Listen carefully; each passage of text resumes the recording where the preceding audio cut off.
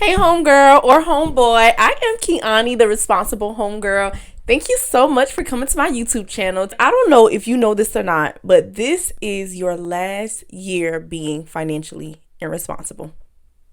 Period. I'm going to say it one more time. This is your last year being financially irresponsible. This YouTube video was inspired by one of my homegirls. You know who you are. She texted my phone probably a few days ago and she was like, Keith, this is my last year being financially irresponsible. Mark my words. And we text back and forth. She told me some different things that she was going to do. And I wanted to do this YouTube video because you may not have that friend, that homegirl that you could text and they can encourage you and, check up on you throughout the year as you make steps to do better. So I want you to watch this video and really give you like 5 tips to help you on your journey of financial responsibility. So the first thing that I want you to do as you prepare to go into the new year is start with why. Why are you doing what you're doing? We all need vision around our finances because when we don't have vision around our finances, we do whatever we want to do with our money. One of my favorite preachers, teachers, Bible scholars, his name is Dr. Miles Monroe, and he always says, if you don't have vision, you will do anything with your life. So I put a responsible homegirl twist on it, and I say, if you don't have vision for your finances, you will do whatever you want with your money. Money is not our master. We are supposed to master money. So when you are not telling your money where to go, when you are not giving your money direction, your money is managing you. And I always say, manage your money. Don't let your money manage you. So start with why. Start with vision. What are you working towards financially? Inside of the Responsible Homegirl Budgeting Planner is probably one of the first few pages. It says, for the next 6 months, I plan to focus on ... And then I give you a list of different things that you can focus on. This is one of the most important pages in that planner because oftentimes when we are beginning our personal finance journey, we want to do this, we want to do that. But that word focus is so important. Rome was not built overnight. It was not. So I share that to say, give yourself grace, but at the same time, be disciplined enough to focus on like 1 to 2 things. And because your personal finances are so integrated, they're so interconnected, just by you doing a couple of things, it's going to create a domino effect. But you need to focus. Whether that's focusing on, I want to budget consistently. I want to save $1,000. I want to build my emergency fund. I want to pay down or pay off debt. I want to invest in my financial education and learn more about being financially literate. Whatever it is, you need to focus. Start big picture and then work your way backwards. And then another thing I would challenge you to do on this road of starting with why, because you really need a strong why to keep you, in the road for a whole entire year. I would encourage you to look back over these past years. Like you can even look back at this past year. What was your financial downfall? What was it that kept you from achieving financial goals? And if you didn't have financial goals, what was it that, kind of stood in the way of you being in a better place financially? Was that you always eating out? Was that you having all of these subscriptions that you really don't use? Was it you lending people money and not being paid back? Like, what was it? Get to the root of that so you can not just change your behavior, but be exposed to what is standing in your way so you can know how to move forward. So start with why, get vision for your finances, and then work your way backwards. I'm telling you, you can do this. The second thing that I will encourage you to do as you stop being financially irresponsible is cut back to come up. Many of us want different things, but we're not willing to sacrifice for it.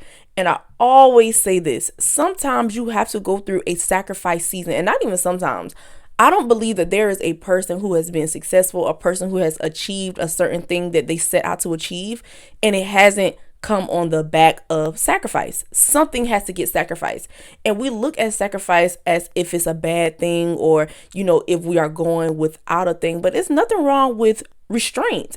It's nothing wrong with that, especially because you are getting closer to where you want to be. And when I say cut back to come up, that means you might have to cut out some of those things that are costing you financially to get to a place that you want to be. So what that looks like for me, and I can give you a real life example. I know it was a time where I was not getting my nails done. Why? Because I know that I needed to save. I needed to pour my money into my business, into getting products, into doing different things. It wasn't until this year where I started back getting my nails done consistently.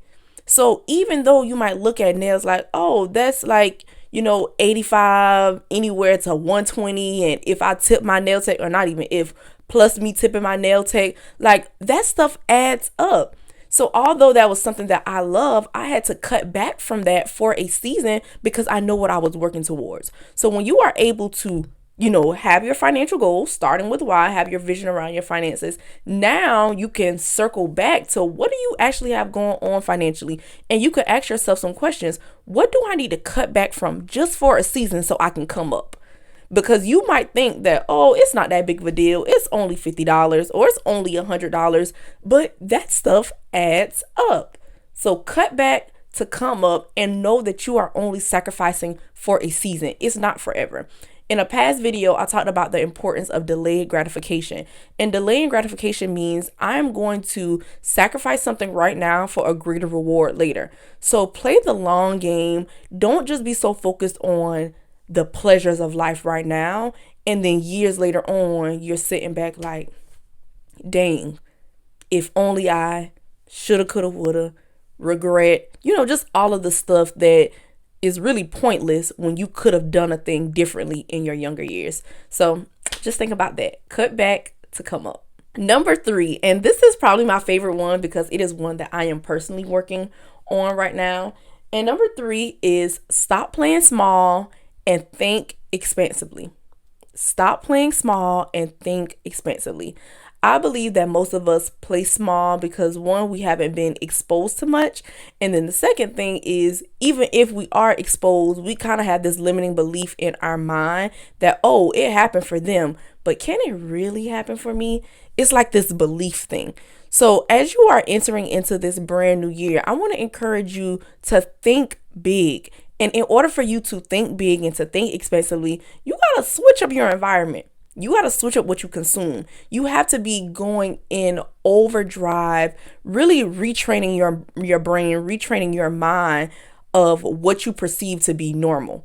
So I always say this, like before starting my personal finance journey, I had dreams of making 6 figures in a year. And then I started listening to different podcasts and watching YouTube videos. And these entrepreneurs were talking about how they made 6 figures in a month, 6 figures in a day. And I'm like, oh, this is new. I didn't even know that was possible.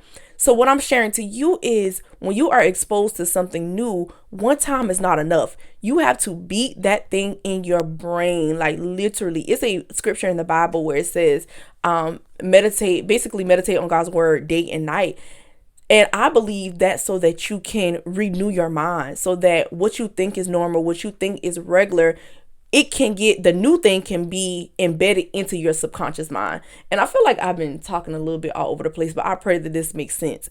Essentially, what I'm saying is playing small gets you small results. Doing things the same way gets you the same results.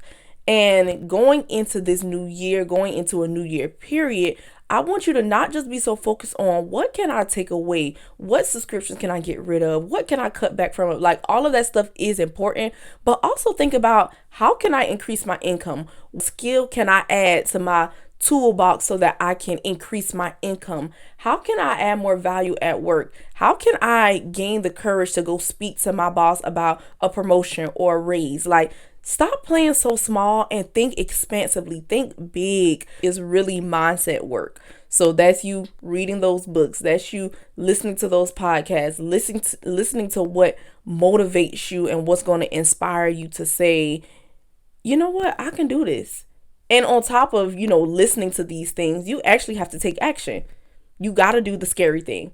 So whatever your prices are, like I know in this upcoming year, I'm increasing my prices on some of my services and I cannot wait. Like a little bit of it inside of me is like, oh, this is scary. Not even a little bit. A lot of it is like, oh, this is scary. But once I put it out there, it's out there. Be bold, be courageous, and do the hard work. And when I say hard work, I'm not talking about a 14, 16-hour day. No, I'm talking about work that is hard, work that gets you out of the way, work that is like scary, but you look at it and you say, you know what, I'm gonna do this. I'm scared to send that email. I'm scared to ask for this amount of money. I'm scared to make that phone call. I'm scared to create the content. Whatever you're scared to do, That's the hard work. That's the hurdle that you have to get over. So stop playing so small and think expansively. The next thing that I believe you have to do if you want this year to be your last year being financially irresponsible is budget consistently. 5 years ago, when I was facing eviction, I was looking all over the internet for how to budget. And I saw monthly budget this and monthly budget that. And I tried that, but somehow I was still coming up short. And in my, process of trying different things, I was like, you know what? My problem is I need to do this every single time I get paid. Every single time you get paid, you should be budgeting your money. You should be telling your money where to go. Money is just a tool, and there are 4 ways to use money as a tool. For sure, I remember it as SSIG. The first S stands for save, the second S stands for spend, the I stands for invest, and the G stands for give. So SSIG, save, spend, invest, give. Save, spend, invest, give. Every single time you get paid, those are the 4 questions that you want to ask yourself. Budgeting is so foundational, and it helps you get to where you want to be financially. It is not just, I'm writing these numbers down on paper. No.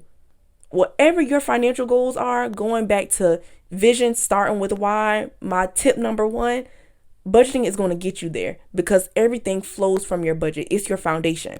It's almost like building a house. If you are building a house, you're not going to start with the roof. That's dumb. You want to start with your foundation, and you want to make sure your foundation is strong and firm because everything is going to be built on top of that foundation. So same thing with your finances. You don't start investing. You don't start putting money into the stock market or real estate or starting that business without having a good understanding of what's coming in versus what's leaving out, and you giving your money direction.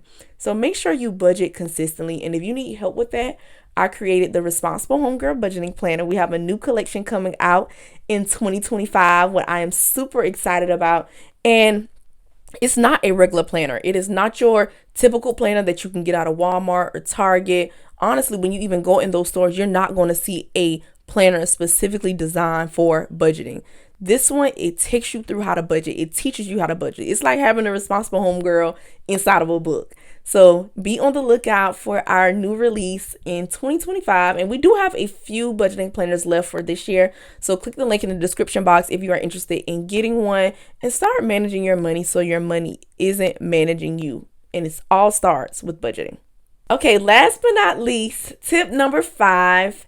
Take ownership of your financial education. I know we hear all the time, financial literacy is so important. It's so important. Duh, of course it is. But what are you going to do about it? Money management is not a thing that is usually taught. It's not a lesson that we're taught. It's information that you have to seek out. It is a skill that all of us can learn. But you're not going to really learn it if you don't take ownership of it. You have to take ownership of your financial education. And if you're watching this video right now, it tells me that you want to level up in your finances. So I'm super proud of you. But keep going. Listen to me. Listen to other folks. Read books. I want to harp on this. Read books and apply what the books say. It's not as hard as we make it seem. And on the internet, it's a whole lot of fluff. It's a whole lot of things that are just like, what? So you want to be very mindful of who you're listening to and what advice you're taking. So that's why I'm just really passionate about telling people to invest in your financial education by learning, reading, listening, and then applying, because people can't just lie to you and play in your face if you actually take the time to sit down and learn. And money is something that we all need. It's something that we're going to all use to the day we die. So why not know how to use it? Typically, we will abuse what we don't know how to use. So take ownership of your financial education and do whatever it takes to get to where you want to be financially. So those are my 5 tips for you if you want this year to be your last year being financially irresponsible. Number 1, get vision for your finances. Start with why. Number 2, cut back to come up. Number 3, stop playing so small and start thinking expansively. Number 4, budget consistently. And number 5, Take ownership of your financial education. So I pray that this video was helpful for you. Share it with one of your homegirls or your homeboys. And remember, with exposure, execution, and consistency, there's absolutely nothing you can't do. See you in the next video.